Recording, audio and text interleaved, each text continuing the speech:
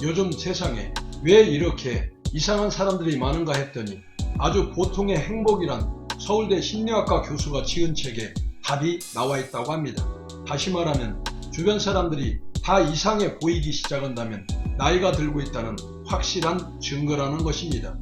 노안이 신체적 노화의 신호라면 주변 사람들이 이상해 보이는 것은 정신적 노화의 신호라고 합니다. 사람들은 나이가 들수록 세상은 극소수의 정상적인 사람과 대다수의 이상한 사람들로 구성되어 있다고 믿게 되는데 그 이유로 세 가지 예시를 들었습니다. 첫째는 나이가 들수록 상대를 아는데 필요한 정보량이 증가하는 속도보다 상대를 안다는 확신이 커지는 속도가 훨씬 빨라진다는 겁니다. 둘째는 상대를 옛날 모습으로만 기억하고 평가하게 된다는 것입니다. 예를 들면 지금은 사장이 된 예전 부하 직원을 보면서 옛날에는 겸손했는데 출세하더니 이상해졌어? 라고 하는 식인데 본인의 부하 직원이었을 때 기억으로 사장의 행동을 바라보니 이상한 것이며 세월이 흐르면 나도 다른 사람도 함께 성장해가고 함께 늙어감을 인정해야 하는데 사고의 흐름이 시간의 흐름을 따라잡지 못하니 옛날 기억으로 지금의 모습을 이상하다고 판단하는 것입니다. 셋째는 나이가 들면서 할 일이 없어졌기 때문인데 바쁘면 주변 사람들을 평가할 시간조차 없게 됩니다. 특별한 이유 없이 모두가 이상하게 보이기 시작한다면 본인에게 목표가 사라졌다는 신호이며 하고 싶은 일과 해내야 하는 일이 사라진 마음의 공간을 이상한 사람들이 채우고 있는 것이라고 합니다. 요즘 한국 사회는 상대방을 이해하려 하지 않은 채 극단적으로 분열돼 서로를 향해 이상한 사람들이라고 외치는 듯 합니다. 가을, 낙엽, 늙어감이란 단어가 단풍처럼 물들어가는 계절의 서정을 따라 우리 사회가 안고 있는 노년의 색깔은 어떻게 물들고 낙엽으로 흩날리고 있는지 인생 만추의 오솔길을 따라 살펴보도록 하겠습니다. 서울 회생법원에 따르면 지난해 법원의 빚을 갚지 못하겠다며 파산을 신청한 60세 이상 고령자가 2017년 3월 법원 설립 후 가장 많은 2,715명으로 집계됐습니다. 60세 이상 파산 신청자는 2018년 2,058명, 2019년 2,373명, 2020년 2,715명으로 2년 만에 32%나 급증했는데 이는 같은 기간 60세 이상 노령 인구 증가율의 3배, 전체 파산 신청자 증가율의 2배에 육박하고 있습니다.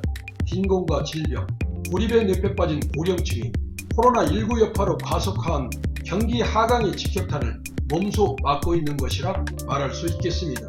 노인 파산이 특히 빠른 속도로 증가하는 것은 이들이 실물경제 둔화의 타격을 가장 크게 받는 취약한 고리이기 때문입니다.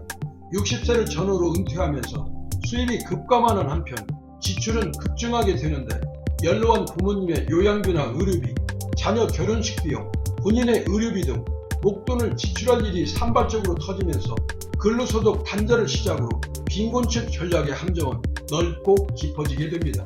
은퇴 시기와 여명 사이 간격이 길어지면서 경제적 새 출발을 위해 파산 신청이 늘어난 점도 노인 파산 증가 원인으로 꼽히고 있습니다. 빚을 갚지 못하고 있으면 최소 생계비인 150만원을 넘는 통장 내 금액에 대해 가압류가 걸리는데 연체를 받아 통장을 활성화시켜 경제활동을 제대로 시작해 보려는 의도에서 파산 신청을 하는 노인이 많아졌다는 게 파산 전문 변호사들의 전언입니다.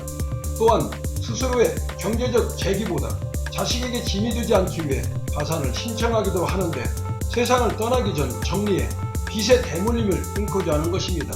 설령 빚을 남기고 사망한다 해도 자녀가 상속을 포기하면 빚을 갚지 않아도 되지만 빚장이로 죽어서 어떤 형태로든 자식에게 부담을 주는 일만은 피하고 싶다며 찾아오는 노인들이 많다고 한국 파산 희생 변호사회 회장은 말했습니다.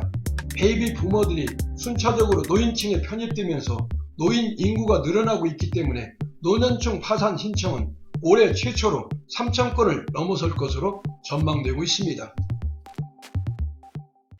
나이가 들어 늙은 사람을 뜻하는 단어인 노인은 노인복지법에 근거해 연령 기준은 65세로 2020년 기준 전체 인구의 15.7%를 차지하고 있습니다. 전체 인구 중 65세 이상 고령 인구 비율이 14% 이상을 고령화 사회라 칭하는데 우리나라는 이미 그 경계선을 넘어서고 말았습니다. 경제협력개발기구 회원국 중 노인 빈곤율 1위를 기록했고 노인 4명 중 3명은 현재 자신의 삶에 만족하지 못하는 것으로 나타나는데 노인을 위한 나라는 없다는 영화 제목이 우리의 현실로 다가오고 있어 안타깝기 그지없습니다. 노인복지 선진국인 스웨덴과 독일의 예를 들면 부러움만 넘쳐나는 것 같습니다. 스웨덴은 복지 예산의 절반가량을 노인복지에 할애하며 대부분의 직장인은 65세 생일을 맞이함과 동시에 은퇴를 하는데 각종 취미활동을 즐기며 제2의 인생을 누리고 있고 독일의 경우는 이미 1932년 65세 이상 인구 비율이 14%를 넘어서며 빠르게 고령화 사회에 접어들었는데 그만큼 사회 곳곳에서 노인을 위한 세심한 배려가 깃들어 있음을 엿볼 수 있겠습니다. 노인을 위한 노인 친화 상점에는 시력이 좋지 않는 노인을 위해 큰 가격표를 부착했고 진열대의 높이는 160cm를 넘지 않으며 거동이 불편한 고객을 위해 진열대 사이의 통로는 넓게 확보하는 규정을 두어 80여 년 앞선 노인 복지의 표상이 되고 있습니다. 앞에서도 언급했지만 우리의 노인들은 나이 들어서도 열심히 일하고 있지만 노인이 가장 가난한 나라로 OECD는 한국을 바라보고 있습니다. 31.3%가 여전히 생계를 위해 일하고 있지만 빈곤율은 43.8%로 OECD의 평균인 13.5%의 3배가 넘는다는 것은 숨길 수 없는 현실입니다. 공무원, 대기업, 퇴직자 등 안정적인 연금을 받는 노인의 비율은 15% 안팎이고 나머지는 정기적인 소득 확보가 어려운 상황에 놓여 있습니다. 누군가는 말했습니다. 우리 모두는 예비 노인이라고 말입니다. 원해서 늙은 사람은 한 사람도 없을 겁니다. 세월은 흘러가기 마련이고 따라서 누구나 나이 들어가면 거역할 수 없는 진리이기에 노인 문제를 노인만의 문제로 떼어놓고 논할 수 없다는 지극히 평범한 논리를 우리가 처한 현실과 상황을 직시하며 특별히 강조해 봅니다. 700만 명이 넘는 베이비붐 세대의 고령화 진입과 함께 이제 노인 쓰나미가 밀려오고 있습니다. 둘만 낳아 잘 키우자. 하나만 낳아도 삼천리는 초 만원이라던 구호가 아직 귀에 쟁쟁한데 한 가정 한 명에도 못 미치는 지구상에서 1등 인구 감소국이 되어가고 있습니다. 지금은 은퇴를 하고도 30-40년이나 되는 인생의 3분의 1이라는 짧지 않은 기간을 특별히 하는 일도 없이 그럭저럭 살아야 하는 또 다른 제2의 인생인 노년의 삶이 기다리고 있습니다.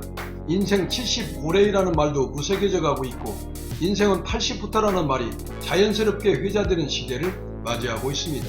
그래서 노년층의 생활 역시 종래와 같이 자식들에게 의존하는 세대가 아닌 당당한 사회 구성원으로서의 역할을 수행하는 신세대 노인들이 점차 노인 세대의 주류로 유입되고 있습니다. 지금까지 노인은 항상 서비스를 받는 계층이라는 고정관념을 가지고 있었으나 다수의 노인들은 건강하고 활발한 활동이 가능한 새로운 노인 문화가 펼쳐가고 있습니다. 평생을 통하여 축적한 많은 지식과 기술을 사회와 함께 나누기를 원하고 있으나 이를 위한 여건이나 기회가 부족하여 참여하지 못하는 실정입니다.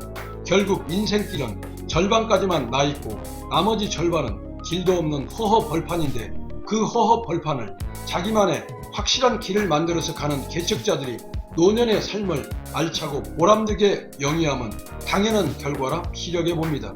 이제 노인들이 부담이 아닌 국가 사회에 힘이 되는 새로운 노인 문화를 만들고 국가는 세심한 노인 정책의 발굴을 책임지고 노인 개개인은 노후의 자기관리를 지금부터 스스로 책임지며 한 번 한다면 끝까지 성취하고 마는 우리의 은근과 끈기의 문화가 노인 문제까지 세계를 선도하는 대한민국이 되길 마음으로 응원하고 소망해 봅니다.